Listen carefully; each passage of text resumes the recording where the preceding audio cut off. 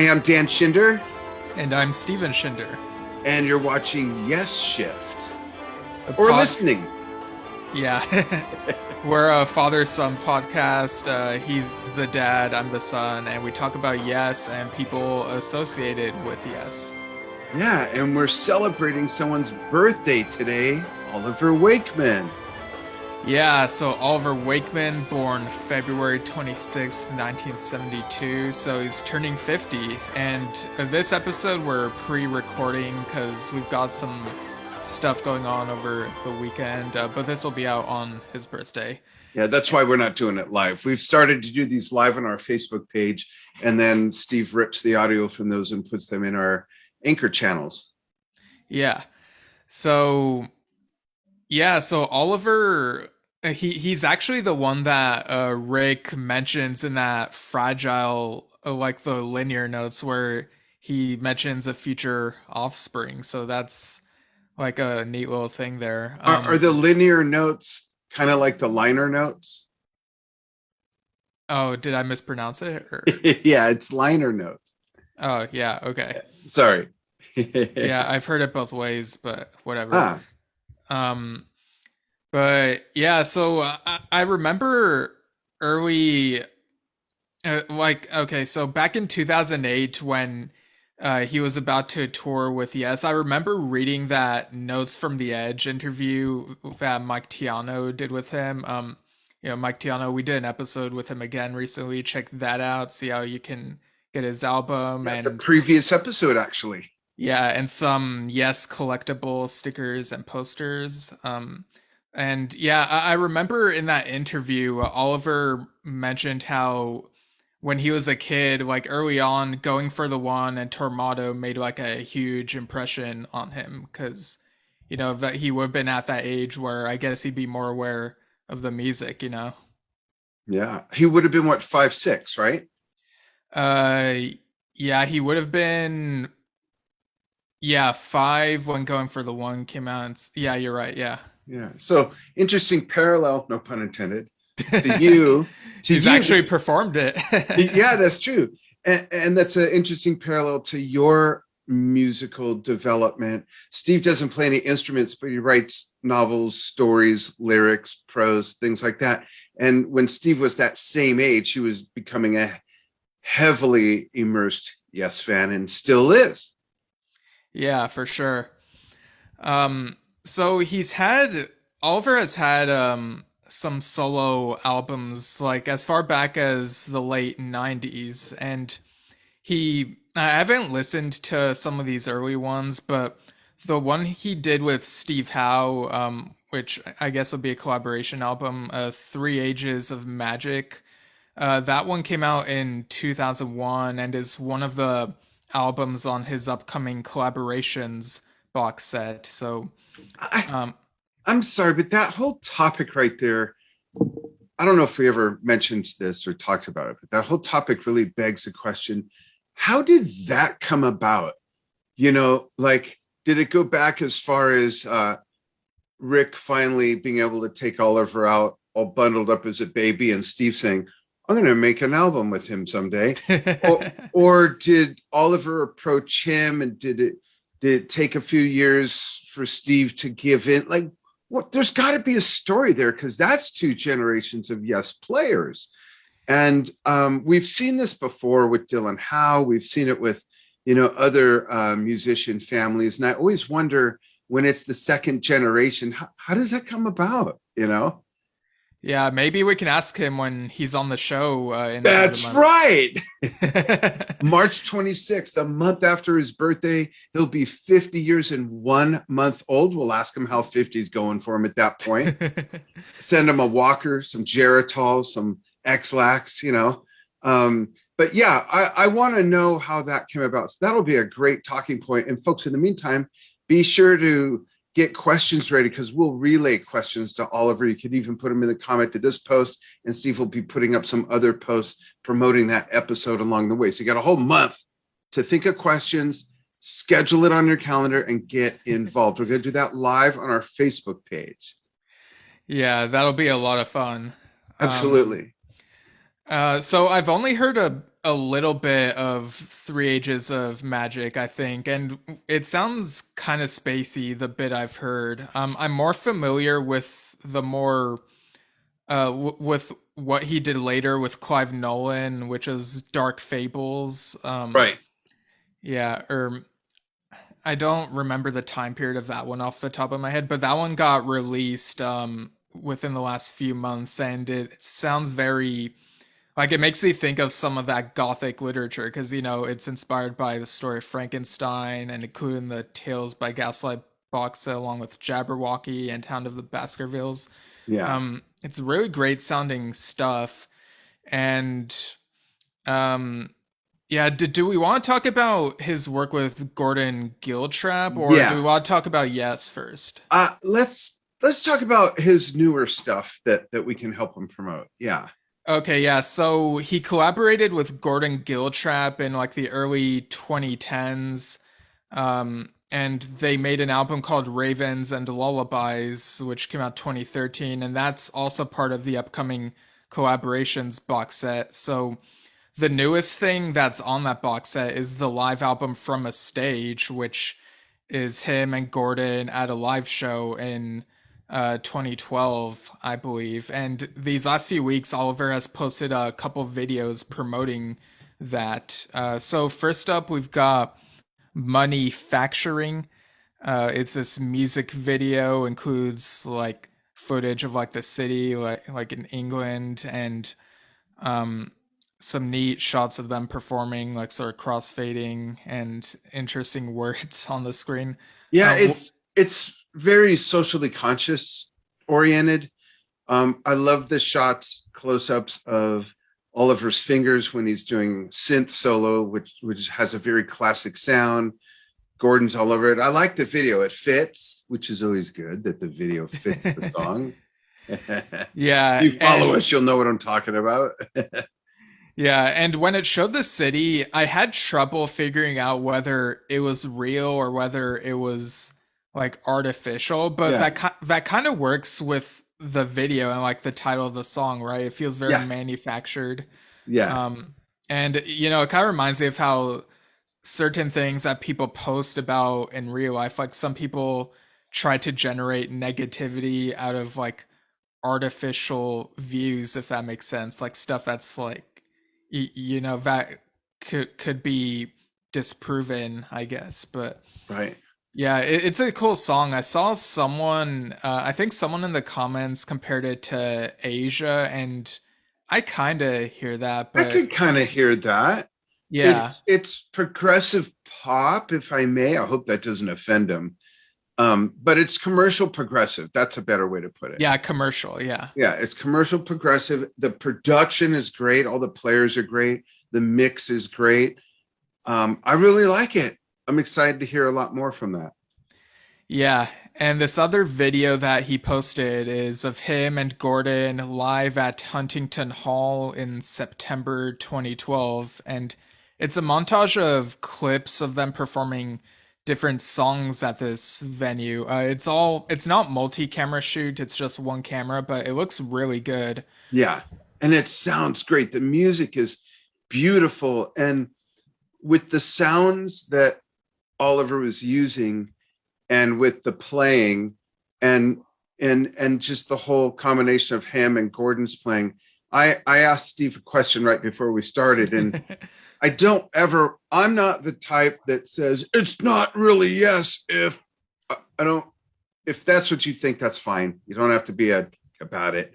But I don't want to insult Jeff Downs when I say this, but I asked Steve, I said, why isn't Oliver in yes?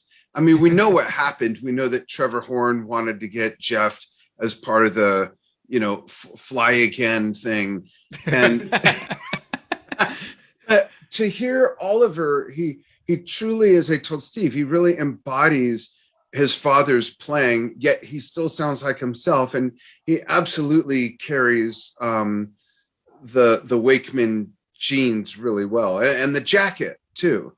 It's a couple size smaller, but I could, like, I'm hearing him playing and I couldn't help but imagine him playing Awaken, or it might have been what he happened to be playing at that moment or the sounds, but I don't know. Steve, am I going overboard on that or reading too much into it? And again, I don't want to slight Jeff Downs. He's going to kill me.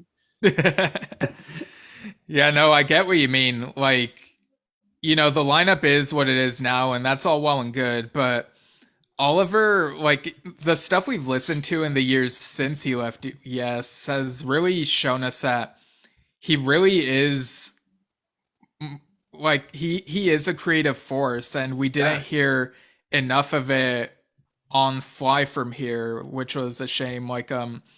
So okay, so to back up, Oliver was asked by Steve Howe himself to be the keyboardist for what was supposed to be the 40th anniversary tour, Close to the Edge and Back. So that would have had John Anderson, but then we Right. know what happened then, his health issues, and so they got Benoit, and it turned into the In the Present tour. Well, Um, can I jump in and ask something? Because I yeah, don't have sure. the timeline straight in my head. Did that happen before or after he and Steve collaborated? It was after. It was after. So that makes sense. So what was Rick doing? Why wouldn't they ask Rick? I vaguely remember, like at that time, I remember hearing that it had to do with some health reasons. Okay. In recent years, though, Rick mentions that it was some interview. He mentioned that he was worried about John's health and how the touring would affect it, and he didn't want to I be part remember of that. that. So I don't know. Okay. Maybe it's both, or maybe I don't know. I But do remember that. I just didn't connect it with that time period. So I'm sorry. So go on. So Steve asked Oliver if he would be part of that tour. yeah, and so uh yeah, they do the In the Present tour, and then a year after that is in 2009. You and I saw that lineup when they toured with Asia. That was my first Yes show. That's right. Yeah, so that was really it was really cool seeing Oliver handle the different eras, like Tempest Fugit to be like yes, yes, like in the vocoder, Yeah. and In the vocoder. Yeah. That's yeah, right. and Astro Traveler. That was another fun one. Yeah, And that was a his great show, actually. And I was very impressed with Benoit's voice. Benoit said he'd come on when I asked him a while ago. So we got to get back to that.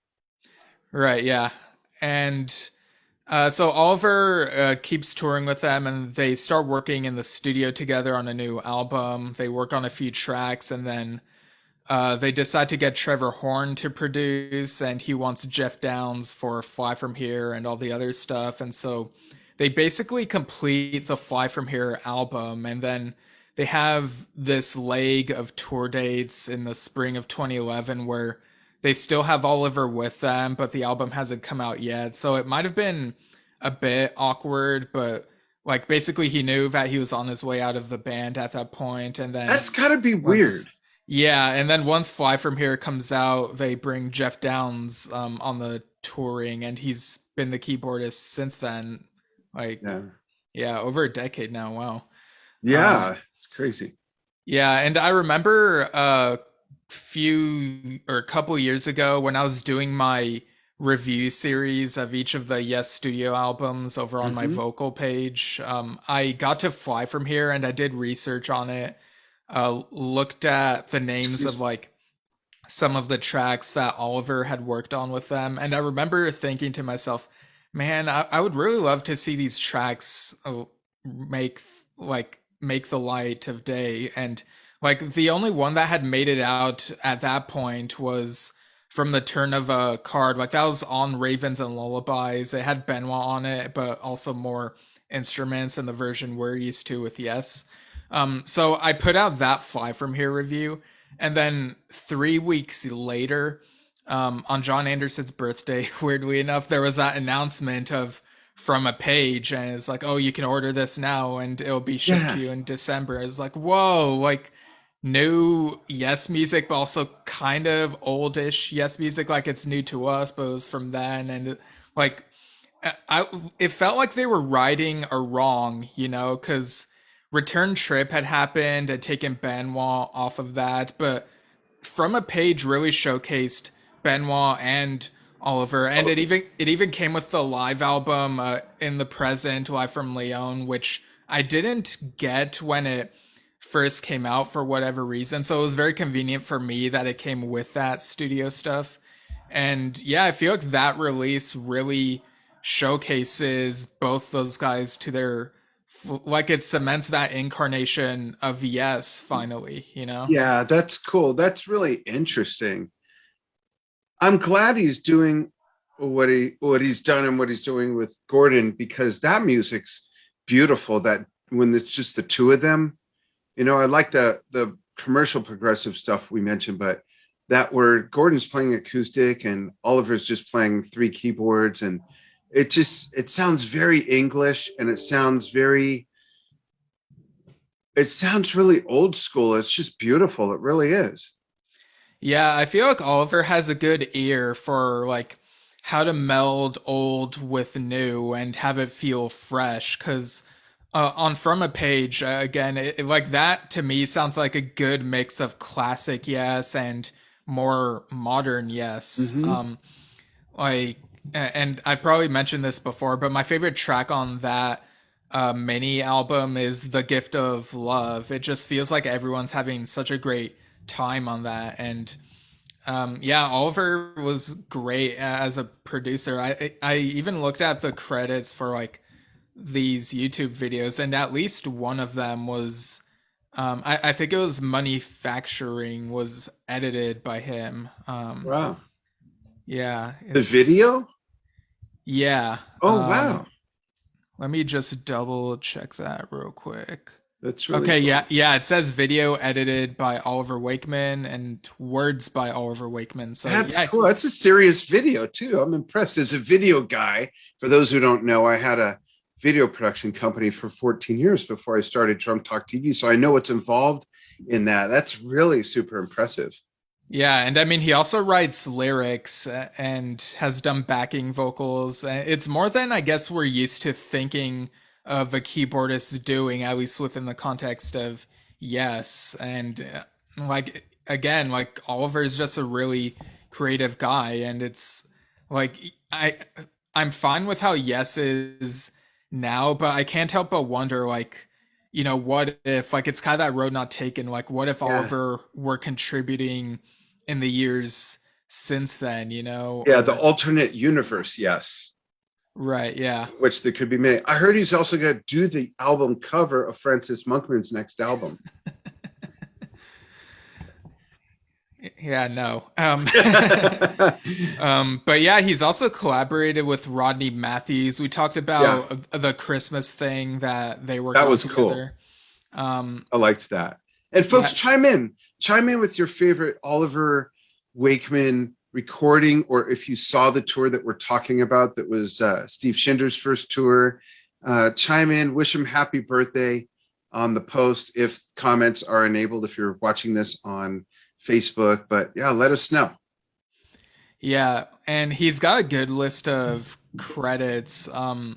So he's definitely a busy guy, and I remember hearing recently that he's working on another solo album. So I'm very much looking forward to that. Um, but yeah, like again, I really feel like From a Page cemented his time in Yeah. Yes, and I like that we're getting all these re-releases that we didn't catch when they originally came out, so we get to explore more of what he's done. Yeah, here's an interesting listing on his discography is with the Strawbs. Dancing to Oh, the Devil's Beat in 2009. That's interesting, right? yeah, yeah. He was asked if he wanted to, because like Oh, and around, again, sorry, Strawberry Fair 2010 with the Strawbs. yeah. So it was around the time he joined Yes. Straubs, I guess, parted ways with the keyboardist they had at the time, and they phoned Oliver up and asked if he'd be able to do it, uh, and yeah, he was able to do it for a time, but I guess it couldn't. Like you know how busy people get, so eventually it I had do. to. I do. But he's talked about how he really enjoyed his time. What how like he like he takes pride in how like Yes and Straub's like they asked for his help without him having to lobby for it, and it's I guess that just goes to show just how like they recognize what he can do. Yeah, and I think in that situation, it's the kind of thing where if you have to ask, the answer is probably going to be no. But like you're saying, they're going to him, which says a lot, which is great. Yeah. So, what do you think? And I hope this doesn't offend him or Adam, but what do you think the case is when they go to Oliver for that and not Adam? And what about when Adam plays on, like what was it that he did that I love with Rick, live at Hampton Court? Right. I just wonder what that dynamic's like, or if they just don't give a shit. I don't know. But there's a legitimate question there, right? Yeah, I don't know. Maybe it's just kind of whatever. Like I know Oliver has been on um at least a bit of Rick's material, and I think we might have brought this up on some episode a while ago, but Adam was supposed to sub for Igor at a Yes show when Oh Igor yeah, was having visa problems, and so Adam that's right. made it to the venue and they rehearsed with him, but Igor was able to make it there, and so Oh, he was able to play the show, but they decided to have Adam play on Starship Trooper at the end. yeah, that was Um, nice of them to do since he went all the way there, rehearsed. Yeah, it was yeah, cool. like they had asked Rick if he was available, and he said he wasn't, so he suggested Adam. Yeah, cool, very cool. Um, there's some really neat credits here. Yeah. I see. Oh, yeah, he was on that David Cross and Peter Banks album Yeah, crossover that we listened to. Yeah. gosh, talk about cross generational. Yes, wow. Think Yeah. about that. What year was that? I'm looking for it. That came out in 2020. So some of it was recorded in like the early 2010s when Peter was still alive. Nice. That's neat. Who saw that coming? You know, Yeah, like the intergenerational thing, you mean? yeah, especially with Peter being so far removed from Yes at that point in every way, other than the history and the great songs he recorded. But I mean, a lot of the other guys had been in and out of the band. I mean, except for, let's see, just real quickly, except for Patrick and Igor and Benoit, almost everyone else that's been in the band except Alan and Chris, everyone else has been in and out of the band at least once. I think I have that pretty close to being right. Correct? So to Um, me, it's if that's correct at all or close, it's interesting that Peter left after the second album and that was it.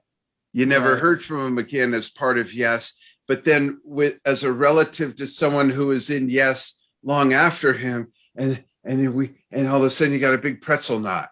I just think it's interesting. I love it. Hey, because here's what to me, this is why it really shows that there is a Yes universe. Peter could have done that with umpteen other keyboard players. Oliver could have done that with umpteen other guitar players, but there's this Yes connection they don't have together really, but yet they end up together. That's really neat. Yeah, it's. I guess it's a bit stranger than Bill and Patrick working together, but It's yeah, a it's one step stranger because Bill and Patrick are at least of the same generation. right. So, well, now my mind is spinning with other possibilities. The matrix of Yes. Oh, like weird combos. Yeah. Yeah. And I tend to, weird inner thought hobby of mine, I tend to think of that sometimes. Like, what's the weirdest, most far removed, version of Yes you could come up with? And the two of them plus Alan.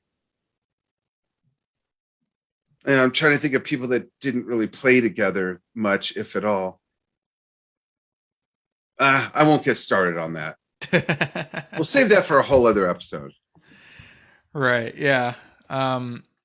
But yeah, again, I love Oliver's playing on the stuff I've Yeah. heard. Like he really adds a lot of energy to it, and you can tell he's like flowing with ideas. So Yeah. yeah, I'm looking forward to checking out more of his stuff that he's already put out and that he's going to put out.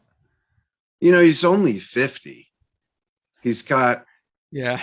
if you look at what musicians are doing these days, he's got a good 20 something years left in him. Yeah, what's weird, maybe I've mentioned this before, but I don't think of him as being like around 50. Like I don't either. I still think he's like in his 30s or something. Yeah. Yeah. I'm the same way. Yeah. Even though he's only like just under 10 years younger than me, it still feels like I still think of the kids as kids. You know what I mean? Yeah. Yeah, I get what you mean. Well, like John Davison, even I still like can't wrap my head around Yeah. how he's in his early Billy 50s. too. Billy Yeah. too, because I met Billy when he was, let me think. So I was in 97. That's when Open Your Eyes came out, right? Yeah. Okay. So how old would I have been? 30, 34. 34. So he would have been 31. And I still think of him as young like that. I still think of Yeah. me as young like that. So that makes sense. Yeah. So you would have been 4, 2, 4, 3. 3, 3. I knew I was in that area. Sorry. Yeah. My math brain is toast already right now. That's funny. And I still think of you as 3. No, I'm kidding. Yeah, no. What's weird is I was talking about this with a couple people earlier. Sometimes I mistakenly, and maybe this has happened on the show. Sometimes I mistakenly think I'm 28 when I'm actually 27. So that's Yeah. like a whole nother thing. I Yeah, think. I'm like that too. If it's in the year that I'm going to turn whatever, I already sort of think of myself as that. So, which Right. means in a few weeks, I'll think of myself as 60, even though it'll be 12 months away. Right. God damn, that's weird. That's just weird. Yeah. Uh, and Drum Talk TV will be 10 years old. That's nuts. And Yeah. did we mention Oliver's 50? He's 50. Yeah. So, what's your favorite work by him from what you've heard?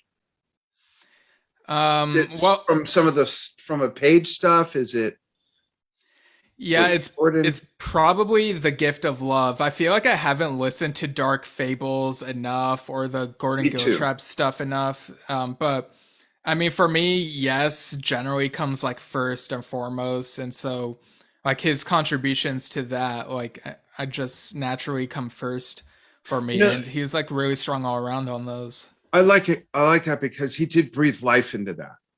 Yeah. He kept it fresh and he kept it. Yes. Yeah, like on Fly From Here, he only had additional keyboards on a few tracks, whereas on From a Page, he was more at the forefront, but it still felt really balanced between everyone there. Yeah. So far, and I love everything you just mentioned. I gotta watch this whole show of, you know, the 2-man show he did with Gordon. I love that. I love that stuff. To me, that's put on some chill work music that won't be distracting and just kind of develop a mood. And it's beautiful stuff. I'd love to see that tour. Yeah, you know what's interesting about the box set? What's that? The live album that this, the tour that is from, it only has 4 tracks in common with Ravens and Lullabies, the studio album they worked on. So Oh, that's interesting. yeah, so I'm kind of wondering what this other bunch of tracks on there are. Like, is it from their individual solo stuff, or is it other stuff they've worked on? Like, I'll have to look into that. But Yeah, I'd love, or we could ask him. yeah, but it's interesting though, because like you have a live album and a studio album in this box set, but they're each mostly new stuff. There's Like sort you of look an at explanation. Unexplanation, is that a word? 17 points in Scrabble. There's not an explanation for it, correct? if there is, I haven't seen it, but I think it's interesting how there's not too much overlap, so it's like you get more new stuff from it. Yeah. And Steve will put the link in the comments to that video, which is an audience shot single camera, like Steve said. Is there a DVD of that? I'd love to see a professionally, video recorded and mastered version of that, because it's really great stuff. And Well, the it sounds very English, you know. yeah. Well, And so did the I'm sorry, so do the names. The names of the stuff they've done together sounds very English to me.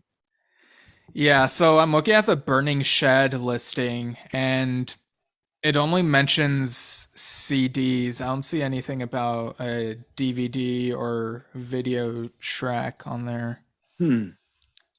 Um, but yeah, We'll ask them that too. like even if it's just that one camera shoot, I'd be down for that Yeah, DVD. yeah, to see the whole show and everything. Yeah. Maybe all the recordings are in John Anderson's boxes of crap hidden away in his closet that he stumbles on every 5 or 10 years. Yeah, maybe we'll see it on his Patreon, who knows.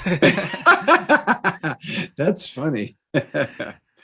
Right. So do you have any other thoughts before we close out this episode? um, I I hesitate to say it, but I will. I'd like to see him perform with Yes, and even record Yeah. with Yes. And I love Jeff Downs, and I love his playing. I love what he's brought to Yes, but why can't there be four Yeses? There's Blue Man groups in all these different states. There's different musicals that play at the same time. There's different Cirque du Soleils. Why can't there be different Yeses made up of people in Yes, or different iterations go out? You got one bass player, even if it's Billy, but sometimes it's this Yes, and sometimes it's, I know that's, to some people, they're going to just think that's stupid, but I'm always looking for the best of both worlds. And I don't want to say, yeah, I don't want to pull a Trevor Horn and say, yeah, get rid of this guy and bring this guy in. But I'd like to experience both. If you put two flavors of something I love in front of me, I don't want to just pick one.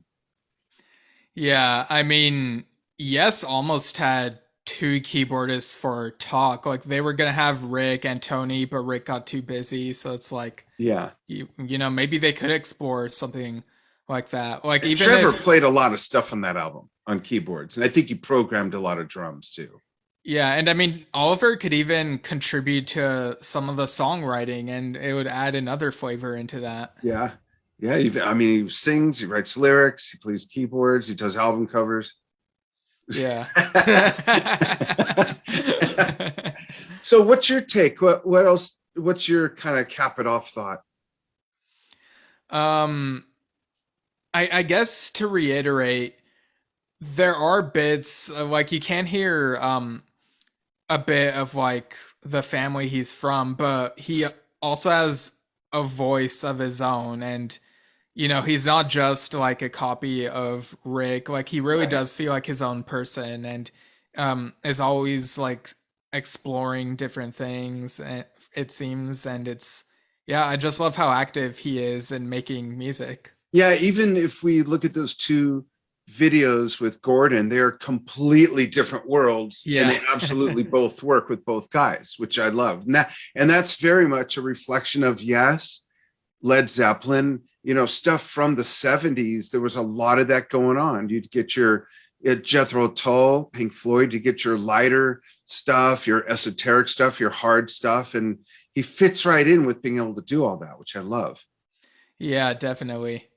So happy birthday, Oliver. We're looking forward to having you on March 26th at noon Pacific. Pacific, 8 US. p.m.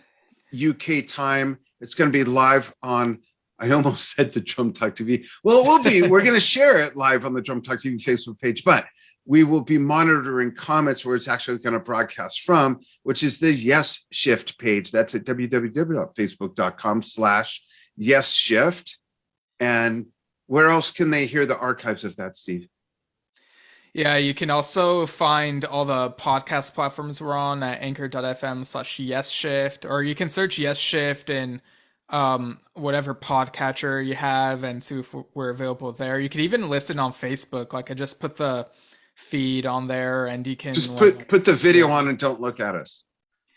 Yeah, but I mean, like the audio episodes are also Oh on yeah, there. yeah, Like, yeah. That's right. That's yeah, right. because of Facebook's podcast tab on there. And yeah, you can also email us at yesshiftpodcast@gmail.com. Let us know your thoughts on Oliver's work, and send us some questions that we might ask him when he's on here. And yeah, like let us know your thoughts on anything else we've talked about. We've covered a bunch of news regarding Yes and people related to Yes. And even just today, February 22nd, when we're recording this, I watched Roger Dean's live painting session again, Oh, and he answered a question that I submitted in the comments. oh, nice. What was it? I asked whether anyone's ever approached him about illustrating comic books or graphic novels, and he said that he's not sure that anyone would approach him to do a comic, That'd be awesome. but he has been apparently he has been asked about making a graphic novel based on his stories, and it's something that he's investigating. Wow, I'd love that. Yeah. Very interesting. And folks, this is a passion project that Steve and I have. We are both extremely busy. Steve works with me with my two companies, Drum Talk TV, the largest online media company covering the world of drumming, and my marketing training company. He says this is really a passion project. There's a way you can donate to us if you want to buy us a cup of coffee, or I actually have jeans with holes in them. So Steve, tell them how they can support us. Yeah, you go to anchor.fm/yesshift, and there's a support button, and you can donate what you can. Yeah, we'd appreciate some love, and also share it with other fellow Yes fans. And thank you so much for listening, watching, commenting, and following what we do. And again, happy birthday, Oliver Wakeman. Yeah, happy birthday, Oliver.